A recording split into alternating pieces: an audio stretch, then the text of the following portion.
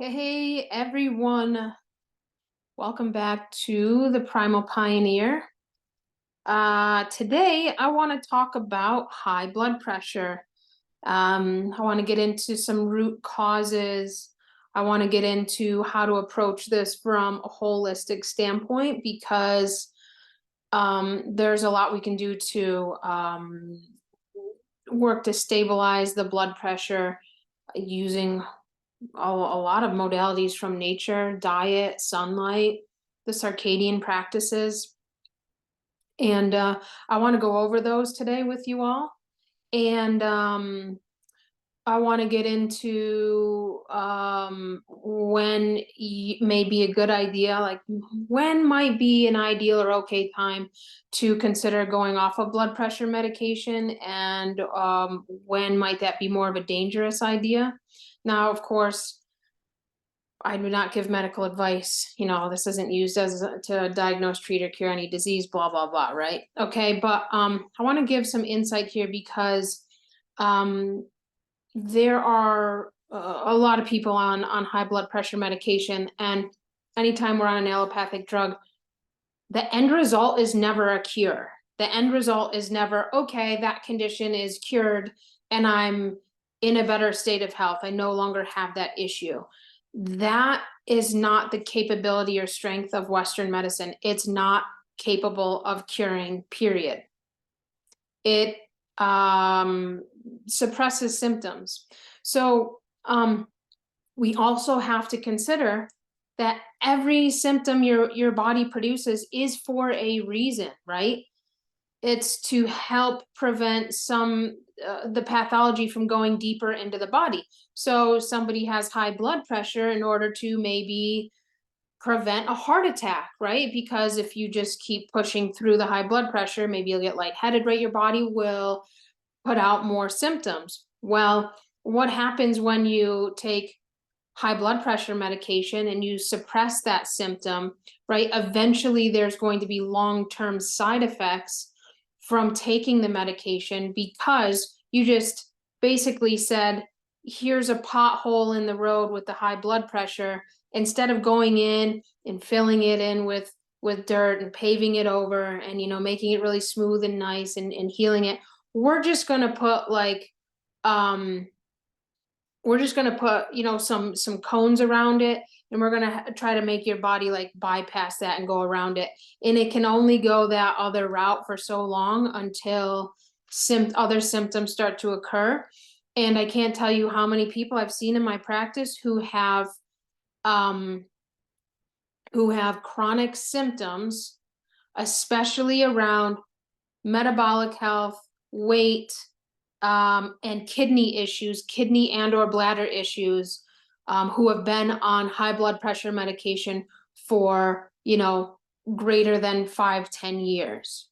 The side effects will come out at some point in time, and they will be more drastic than, hey, you just taking a suppressive ignores the problem, and then your body can only ignore it for so long before it's going to produce more intense and chronic symptoms. So today I want to address high blood pressure. And tis the season in a way, because when UVB light leaves the sky, this is when we tend to see more high blood pressure issues. So people who may struggle with high blood pressure, they tend to be able to regulate it more in the summer months, and they do the same thing and they get to the winter months, and I see so often that blood pressure tends to spike and be harder to manage in the winter months for those who have this condition. So I want to talk more about that today to help you understand this condition more.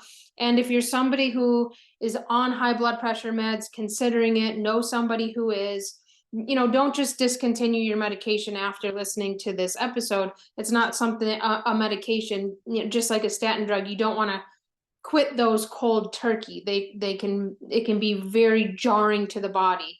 But I'm gonna talk about some other holistic measures you can take to support your blood pressure. And then if you decide to do so, you can go about weaning off of your medication if you choose to go that route. Okay, so before I dive into the episode, I have an exciting announcement. Honestly, I have a love-hate relationship with Black Friday. It's like, hey, oh my God, go and buy all this shit, right?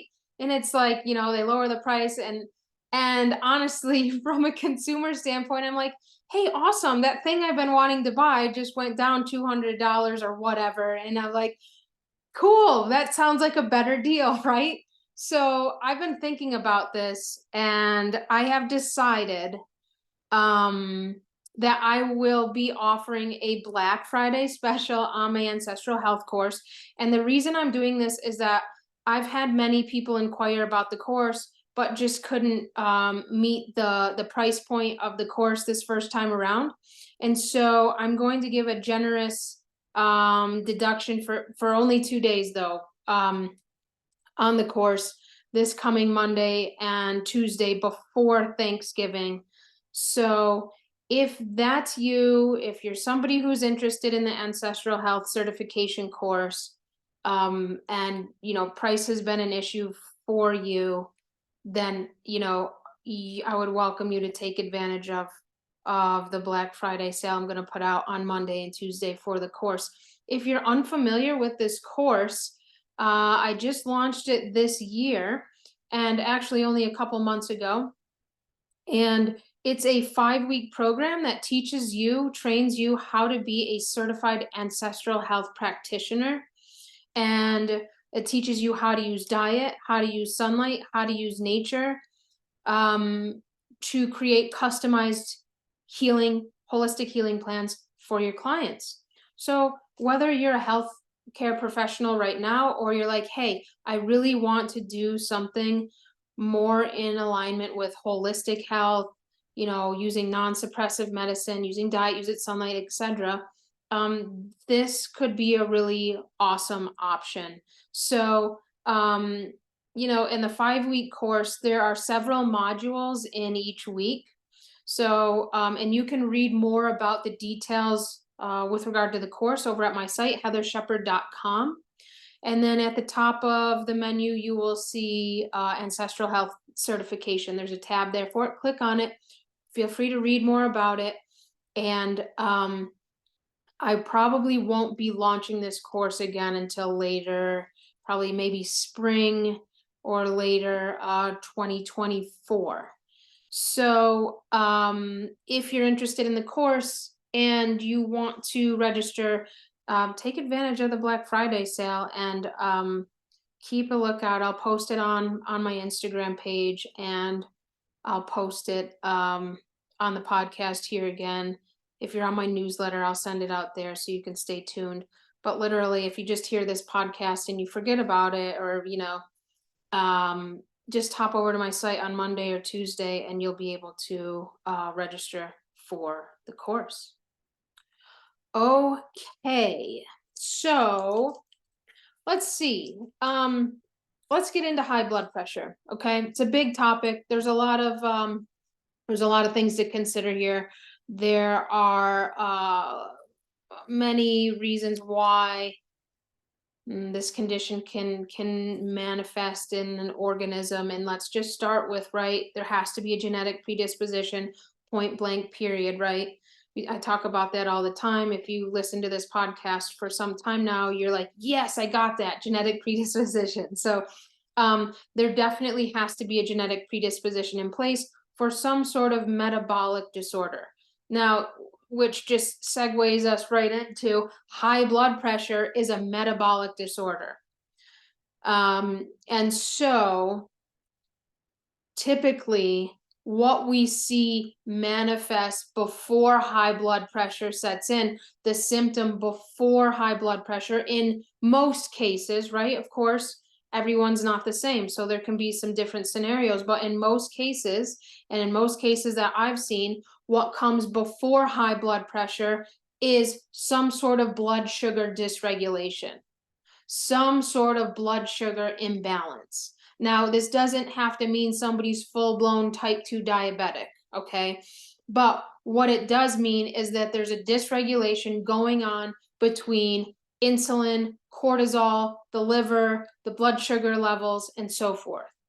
And so that very often is a prerequisite for high blood pressure to be able to set in.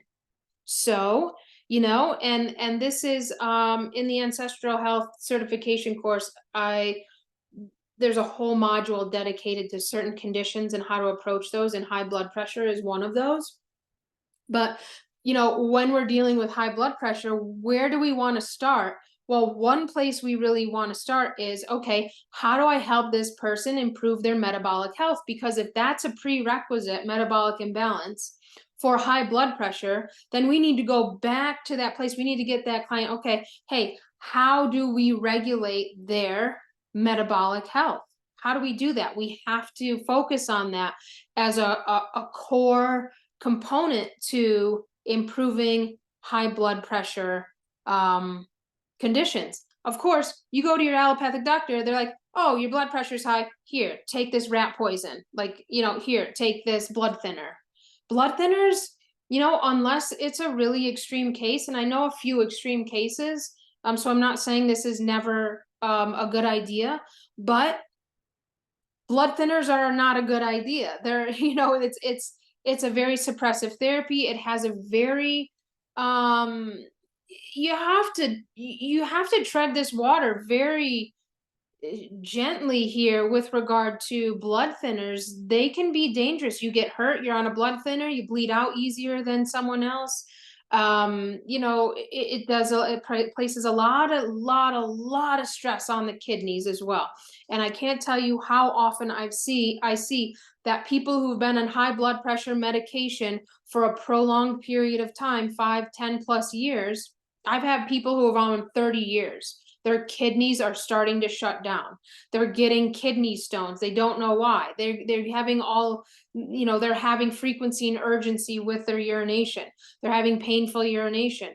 It's like, this is the next symptom. This is the symptom that we could have prevented if we didn't ignore or just, suppress the high blood pressure with the medication in the first place. And if in the first place we actually worked on the metabolic health, we could avoid this whole shit show that's now going on down the line. Okay, so your doctor's not going to tell you this, of course. They're going to say you're going to have a stroke if you don't take the high blood pressure medication, and you can make that choice. And we all have medical freedom and choice, so do whatever your heart desires there. But what I'm here to offer is that even if right now you're on high blood pressure medication and you're like, I'm kind of scared about that, I'm scared about a stroke, etc., then start by working on your metabolic health. And I'm going to talk about what that looks like a little bit here today. And then, maybe you'll build some confidence because you'll start to feel better. You'll notice your metabolic health is improving, and you can gradually then, you can maybe feel more safe and comfortable in making a different decision around the medication. So first and foremost, high blood pressure is a metabolic issue. Now, I just want to insert here that if you or a client you work with or someone has malignant hypertension, meaning even if they're on medication, the blood pressure stays high, this is more of a deep chronic pathology. And this is a situation where I don't know if I've ever seen the individual be able to go off of their medication because they've gone too far down the suppressive road, that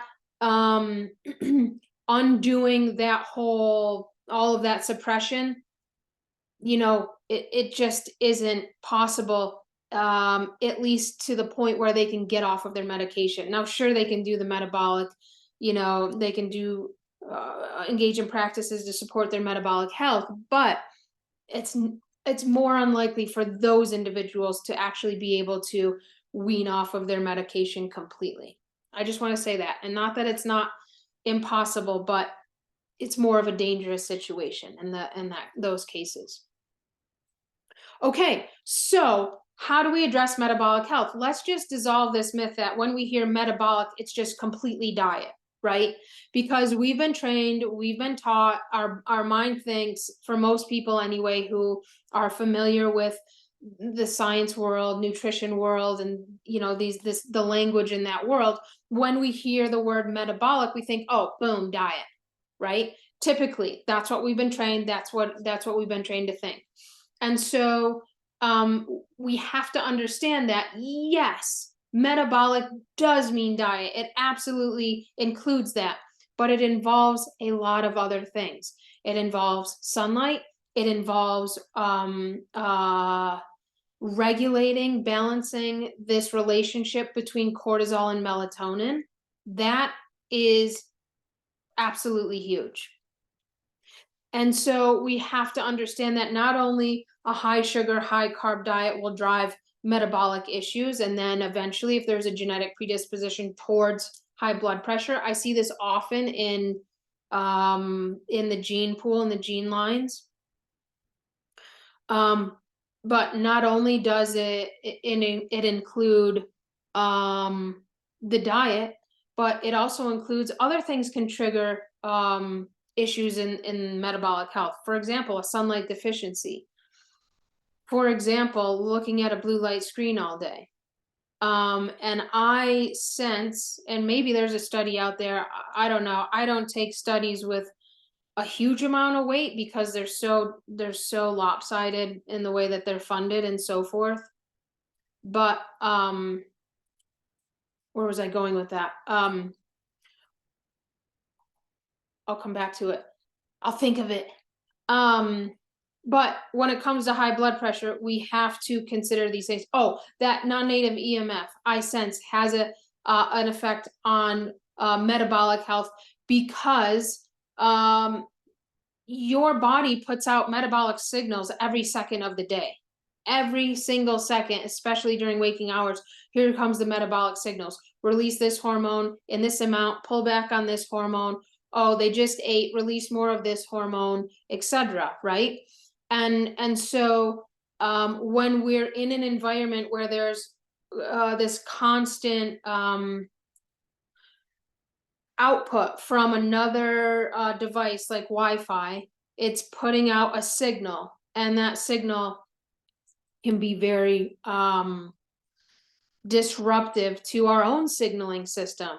The body's like, wait, here's this signaling system, you have your own signaling system, and it can really cause chaos, which basically is pathology in the body. So I'm not sure if that study exists, but I don't doubt for 1 second that being in a Wi-Fi environment impacts metabolic health. And I know that's more of a nonlinear connection, but what I can say is if you really struggle with your metabolic health, test the waters, turn your Wi-Fi off at night, change to Ethernet, use it less, etc., and see what you notice. Okay, but let's break down some of these areas here. So if you do struggle with high blood pressure, or you have a client who struggles with high blood pressure, you can understand this more and how to approach it from more of a circadian, holistic standpoint. So when it comes to, all right, boom, this is a metabolic issue. Let's start with diet, okay? Some of the worst advice we've been given with regard to diet is to eat small, frequent meals throughout the day. That's like putting an atomic bomb into your endocrine system, into your pancreas, into your liver, into your blood sugar. The blood sugar never has a time of rest. It never has a time. It's always integrating. It's always trying to balance. It's always going to be releasing the hormones, insulin, cortisol, that work together to try to balance your blood sugar levels. And so we need to give these organs a break. Snacking, grazing throughout the day is not a good idea. So how do we prevent that? This is what I go into in the ancestral health program. But one way we prevent that is making sure we're eating enough animal protein at our meals. Animal protein satiates, it supports lean muscle mass, it supports metabolic health, it supports the blood sugar, it supports the hormones, and most people don't eat nearly enough animal protein at each meal. And so what happens is this leaves more room for things like carbs to, carbs to be on the plate. So you're eating, and then a lot of your calories come from carbs. Not that carbs are bad. I'm not a fan of a strict balls to the wall carnivore diet by any means. All I'm saying here is that we have to eat more animal protein with each meal. And this in turn supports metabolic health, supports blood sugar levels, and it keeps us satiated for longer periods of time. So you get, 2 hours out of your breakfast and you don't feel like you need a snack. You do feel satiated. You're like, no, I'm good. And you can go longer in between meals. And this is one key to reestablishing metabolic health, the ability to go longer between meals without being being symptom free, going longer between meals and being symptom free, meaning you go 4 hours and you don't have a headache or a blood sugar crash, or you're feeling dizzy, or you're feeling weak or really fatigued because you haven't eaten. Increasing our animal protein intake is key for supporting metabolic health. And so if you have a client who struggles with high blood pressure, that is one recommendation that I would suggest. The other thing is, we have to really honor seasonal changes when it comes to our diet choices. And there's a lot to this. I think I just recorded a module for the course all about this. It was over an hour because this is an extensive topic that I think people understand, like mentally, like, oh yeah, it's good to eat locally and seasonally, and that supports farmers. It also supports your health. So it's like a double win. It's a win-win here because certain foods trigger more cortisol release. And so that's fine and almost a normal natural thing during the summer months. But we don't want that amount of cortisol to be pumped into our bloodstream during the winter months. Here's the thing that I haven't heard, at least this talked about, with this relationship between cortisol and melatonin and how these fluctuate with the seasons.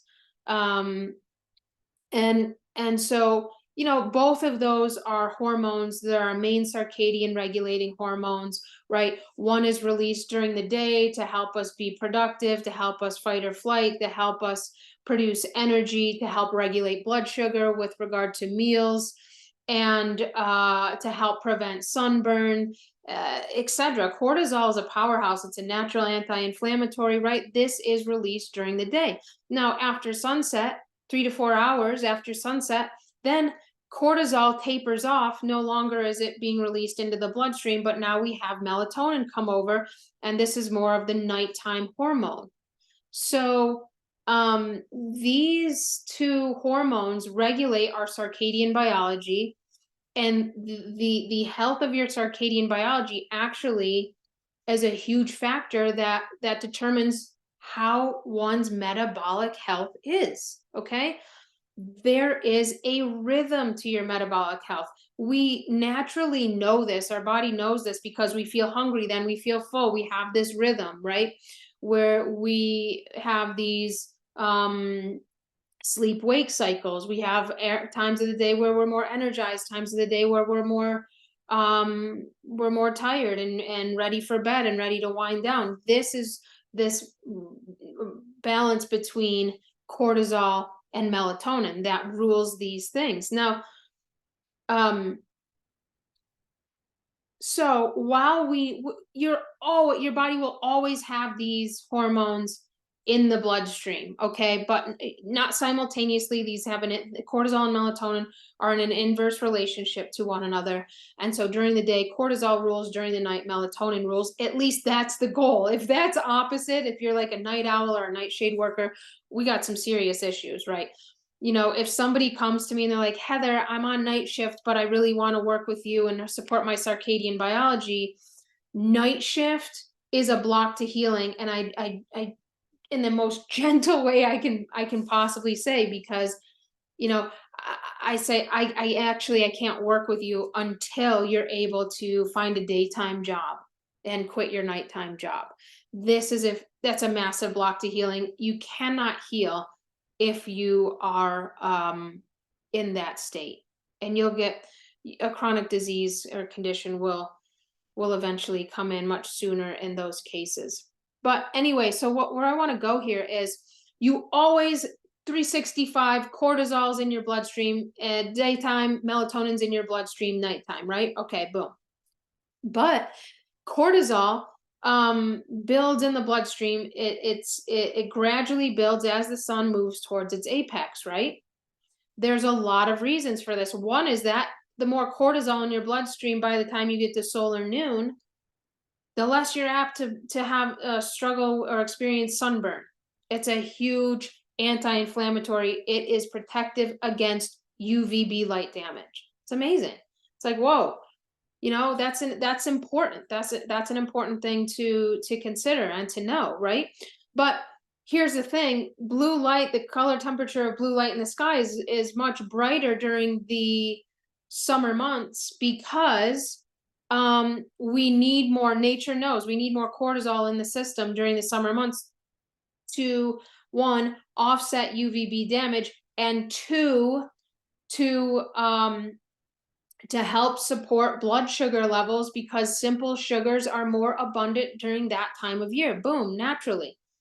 The days are longer. So what does that mean? Cortisol is going to stay in the bloodstream longer than in the winter months, when it gets darker much earlier and much later, right?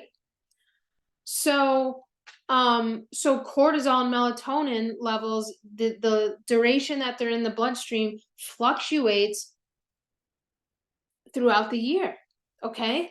And so we have to support this by waking with the sun, going to bed when, soon after dark, or at least making our environment dark at when it's dark out, and not blasting, like, even though it's getting dark now at 5, 6 p.m., it's not time to just throw the lights on and be like, let's keep doing our thing. We have to mimic what's going on in nature in order to support our metabolic health.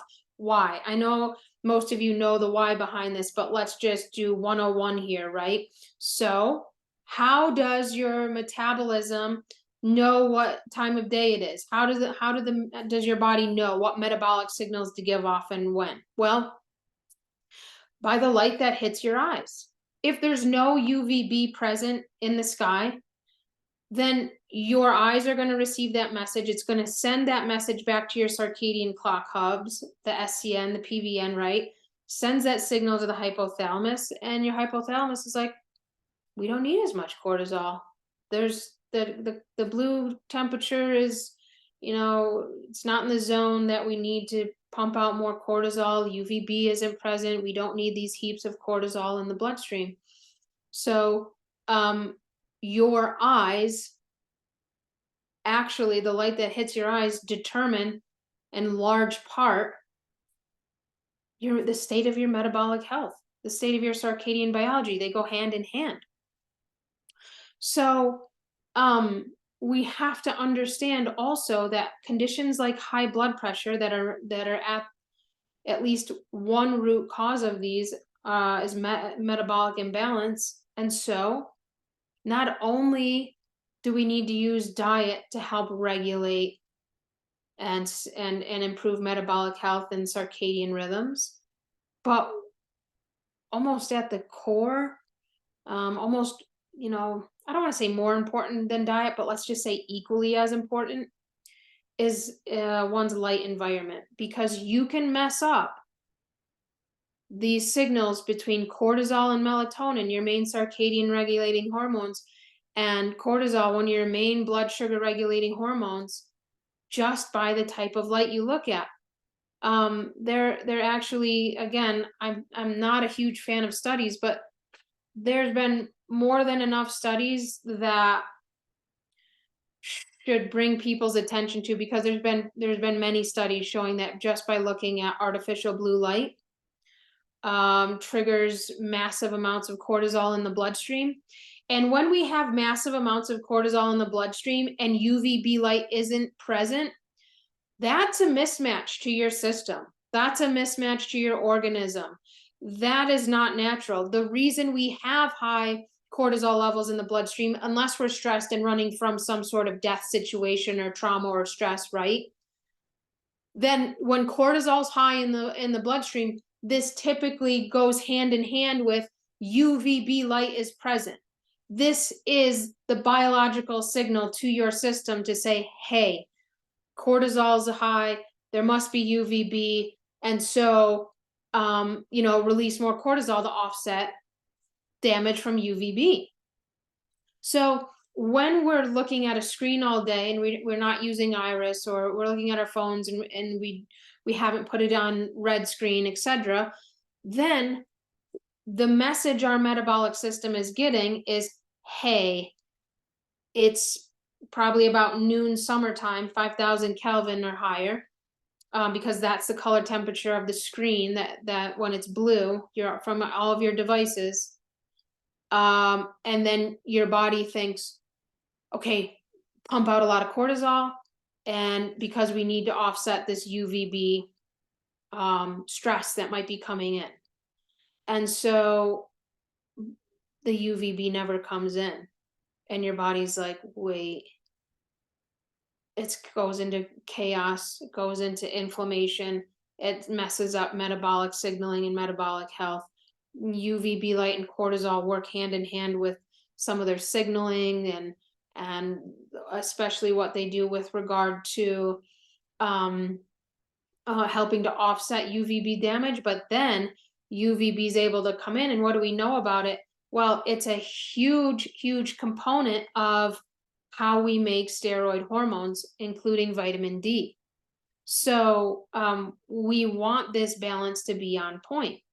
But when we blast our eyes with artificial light, or we never go outside, and look at the sun, we're messing with this balance. And this alone can eventually activate a genetic predisposition towards metabolic issues, including blood sugar issues and high blood pressure. So if you have somebody who has high blood pressure, don't just focus on diet. That's only half of the answer, right?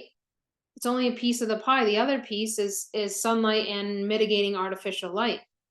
And there's a lot of gaps to fill with regard to high blood pressure and how we can approach it from a more holistic standpoint. And we have to combine diet with sunlight. Now, there's something else I want to talk about with regard to sunlight and blood pressure regulation. I'm sure many of you have heard of nitric oxide. If you haven't, this is, how can we say it in a really, it dilates the blood vessels and helps to support circulation, blood flow, nervous system regulation, immune system function. And so we can support our blood pressure naturally by exposing our skin and our eyes to UV light. And this is particularly UVA light stimulates the production of nitric oxide. So if you're doing your Sunlight RX, and if you're like, what the heck's the Sunlight RX, go to my site, heatharshepard.com, and on the menu tab, you can get a copy of the Sunlight RX ebook and learn how to use sunlight therapeutically. And this will teach you how you can use the sun, or teach your clients how to use the sun to support their blood pressure. Of course, I talk about many conditions, including the gut health and sleep and so forth in the Sunlight RX. But one component of this is UVA light.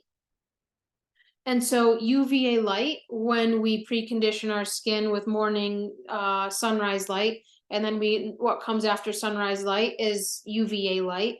Well, when our skin and our eyes are exposed to this light, then nitric oxide production gets activated in the organism. And so this is huge with regard to blood sugar blood sugar and blood pressure regulation.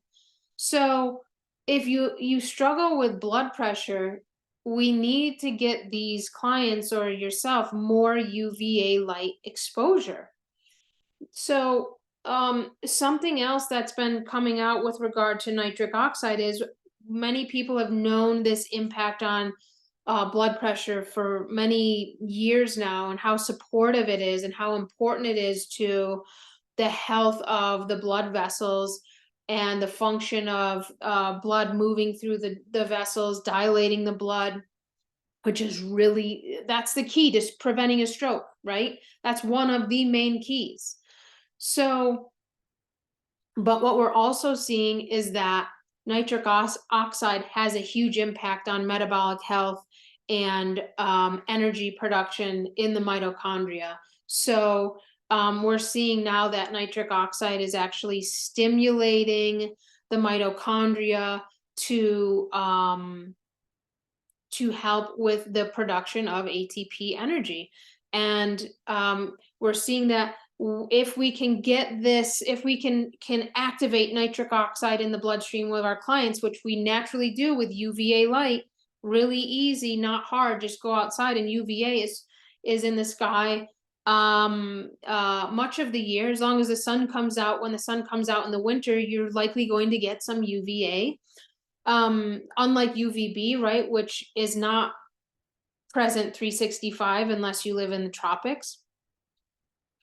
But what we're seeing is nitric oxide is helping to regulate obesity, and helping to regulate and improve satiation after a meal.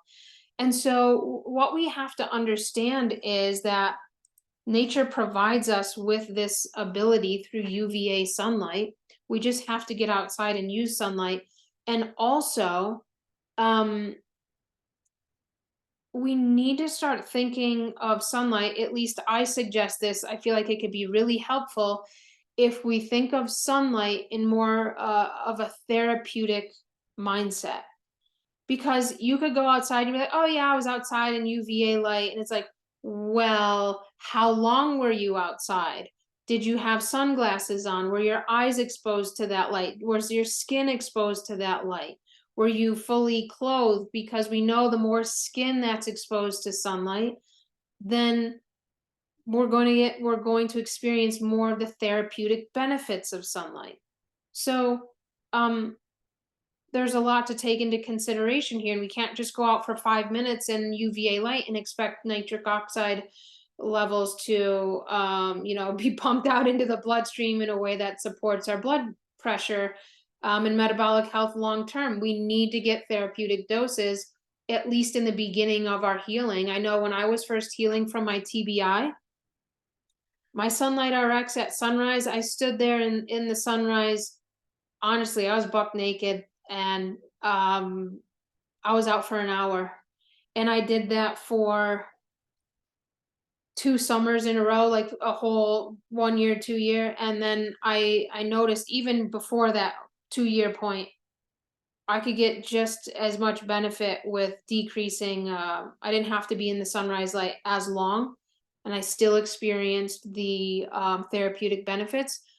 Often when we start the Sunlight RX, we have to start in a therapeutic range, and usually on the long end, we need more sunlight to start with. Your cells are likely deficient in sun. They're not used to being out in the sun. They're more used to being indoors in front of a screen, right? We've retrained our body to develop symptoms or be averse to sunlight. And so we have to, most of us have, a sunlight deficiency. What are they saying? Like 97% of people spend most people spend 97% of their time indoors. That's insane. That's insane. That right there will fuel chronic illness. If you have high blood pressure and you work an indoor job and you're inside most of the time, or you live in an environment where you can't go outside that much, it's not, this isn't like, wonder why, wonder what's going on, right? So we have to take, for example, sunlight, we have to use it in therapeutic context in order to get a therapeutic response, you know? And a lot of people are trained today with, oh, just, quick, give me this thing and, well, give me this pill or this remedy and I'll be better tomorrow, right? Maybe just a few days. It's like, dude, how long have you been dealing with this issue? How did you suppress it for so many years before you got here? Okay, we've got some time, not that you can't see progress over time, but um life doesn't work in this way, that at least healing, that you take something and then, unless you have a high fever and an acute, like a chronic condition, it's going to take some time, and we have to use therapeutic doses of diet, of sunlight, until our body comes to a more balanced, healthier state. So I think that's what I wanted to cover today about high blood pressure. One, that one of the root causes is it's a metabolic disorder. Two, we have to support metabolic health in order to start improving high blood pressure. How do we do that? We do that with diet. We do it with higher animal protein intake during the meals. We do that with sunlight. We do that by mitigating artificial light. We do that by getting in UVA light to stimulate the production of nitric oxide. And we do that by getting outside more. So I hope this episode at least started to help you think about high blood pressure in more diverse and holistic ways. And if I don't see you before Tea Day here in the States, this coming Thursday is Thanksgiving. Honestly, it's one of my favorite holidays because just like boom, you just get to cook all day and you get to cook all the days coming up to it. And this is going to be a really interesting Thanksgiving because we're starting to harvest our pigs this week. So it's like harvest mode is on, and it's like I'm in my wheelhouse. It's like, yes, this is gonna be there's gonna be so much meat and food and cooking and fires, and I love it. So if I don't see you next week because of all the things going on our farm, including the Jersey cow will be arriving on, I think, Monday, and I'm just like reading cows and watching YouTubes on how to milk a cow, going through all these measures and how to be able to produce and basically sell raw milk products, because it's a real issue. You could go to jail if you sell raw milk. You're fucking wrong with people. I mean, this place is crazy. Absolutely unbelievable. Let's talk about some real problems, right? It's like, if you sell raw milk, though, that's a federal offense. Anyway, so we're taking measures to get around all that horse shit. So anyway, I will keep you posted. There's a lot going on at the farm.